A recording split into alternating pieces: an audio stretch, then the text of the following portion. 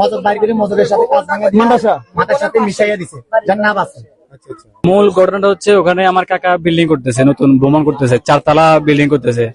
তো মামুনের ক্যাডার বাহিনী সহ ওখানে 20 লক্ষ টাকা চাঁদা দিয়েছে। তো আমার কাকা এটা দিতে অস্বীকৃতি জানাইছে একরকম। তো গতকালকে আমার চাচাতো ভাই, ও আমার ছোট ভাই হয়, ও গতকালকে মানে মাইজে গেছিল বিল্ডিং এর কিছু কনস্ট্রাকশনের মানে ওই যে ফাইভ ওয়ারিং কিছু সামান নেওয়ার জন্য।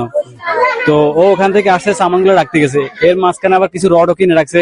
টাকা মনে হয় 5-6 টন বাইরে বেশি কম হইতে পারে, এগুলা নিয়ে রাখছে। তো আমার চাচাতো ভাইটা যখন ওখানে ওই পাইপ ট্যাপ এগুলো রাখতে গেছে না, ইলেকট্রিক সামান গুলো আর কি, ওরে ওখানে ধরে এগুলা নিয়ে বাড়াবাড়ি করতেছে। বাড়াবাড়ি করতে করতে এক পর্যায়ে ওরে মার্ডার করে ফেলে। চাইনিজ কুড়াল মানে দেশীয় অস্ত্র দিয়ে মাথার মোজক বার করে ফেলেছে, ওখানে জায়গাতে ডেট।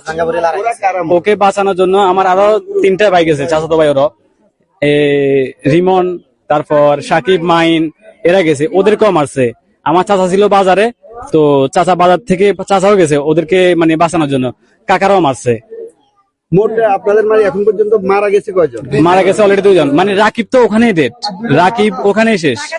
তো রাকিবে নিয়ে ঢাকায় গেছি, মানে মাইজদি গেছি, মাইজদি সদরে বাদ দিয়ে দিয়েছি। আমরা ঢাকায় যাওয়ার জন্য মানে ঢাকায় যাওয়ার উদ্দেশ্যে রওনা হয়েছিলাম।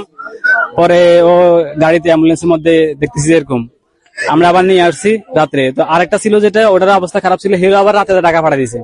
এখন হেও সেম একই অবস্থা। ওর অবস্থা আশঙ্কা। হ্যাঁ, আর রিমনও আহত, রিমনের ট্রিটমেন্ট চলতেছে।